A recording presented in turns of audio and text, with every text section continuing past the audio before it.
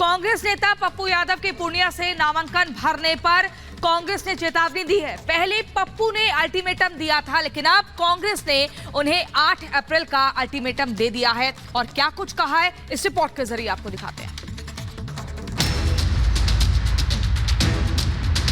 जीतेगा भाई, जीतेगा पप्पू यादव जीतेगा।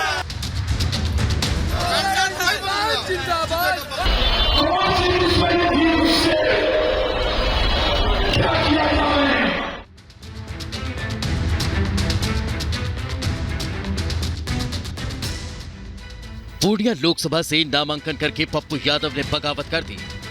उनके तीखे तेवरों की वजह से बिहार में इंडी गठबंधन में तकरार बढ़ गई। हालात ये हो गए कि कांग्रेस को पप्पू यादव को चेतावनी देनी पड़ी, लेकिन पप्पू यादव कहें जो बात मानने को तैयार ही नहीं।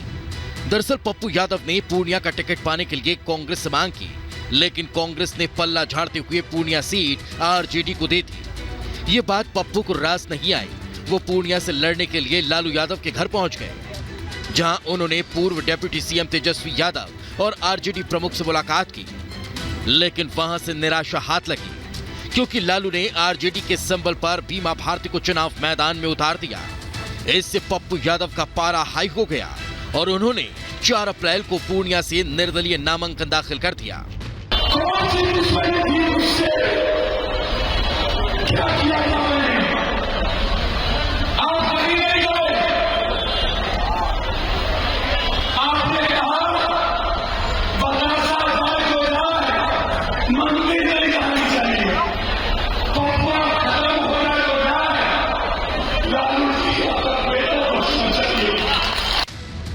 पूर्णिया से नामांकन करने के बाद बिहार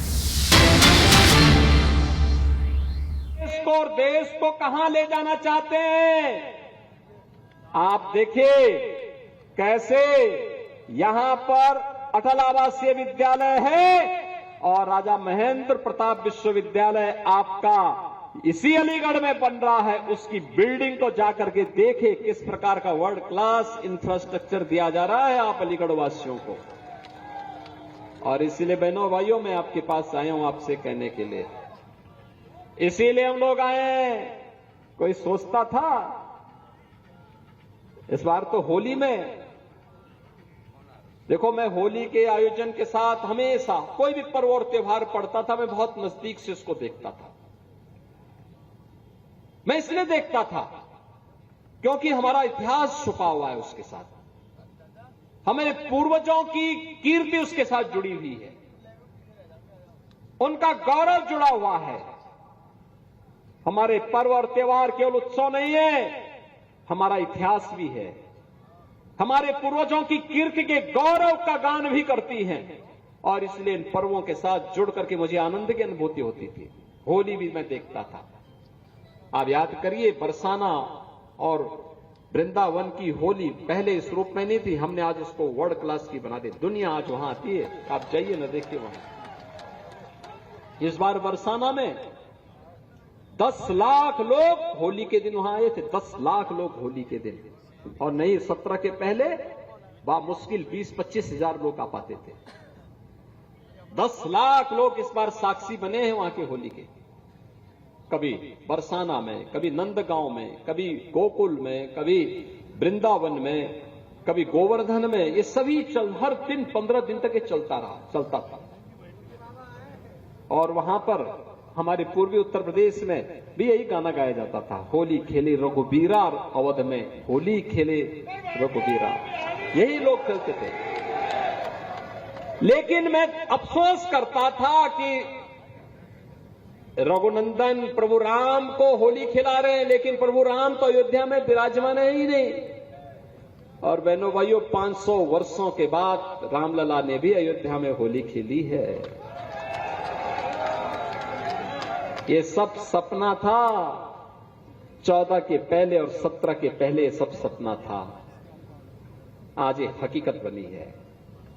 कोई सोचता था बेटी और व्यापारी सुरक्षित होकर के रात में भी निकल सकते हैं। देखो हम राम को ही लाते नहीं है, बेटी और व्यापारी की सुरक्षा के लिए खतरा जो बनता है उसका राम नाम सत्य भी करवा देते हैं।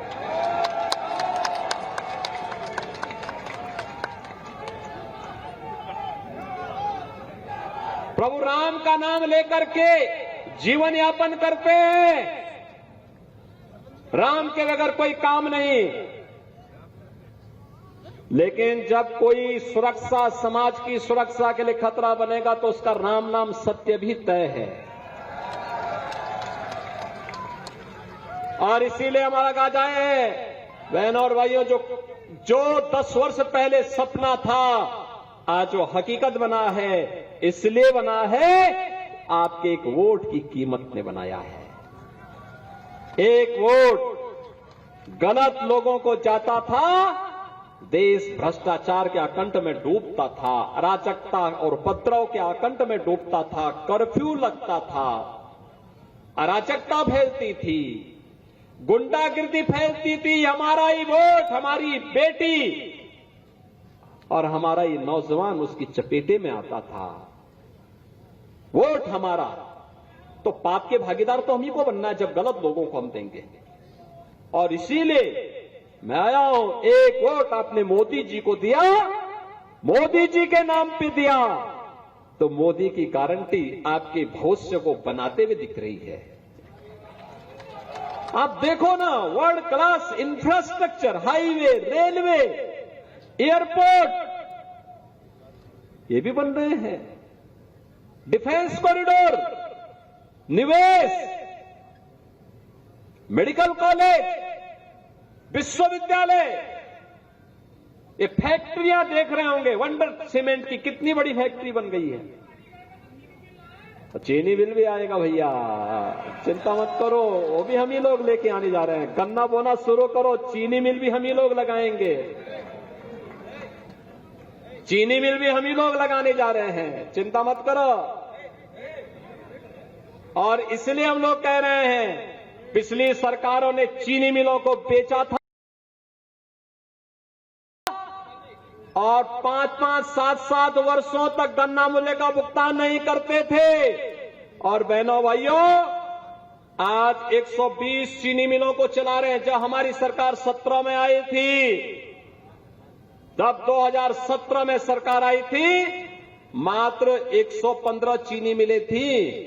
आज 120 चीनी मिलों को चला रहे हैं यूपी में। चौधरी चरण सिंह जी की जन्मभूमि की, कर्म भूमि की चीनी मिल रमाला चीनी मिल का पुनरुद्धार हमारी सरकार ने करवाया है। नई चीनी मिल हमने वहां पर दी है। और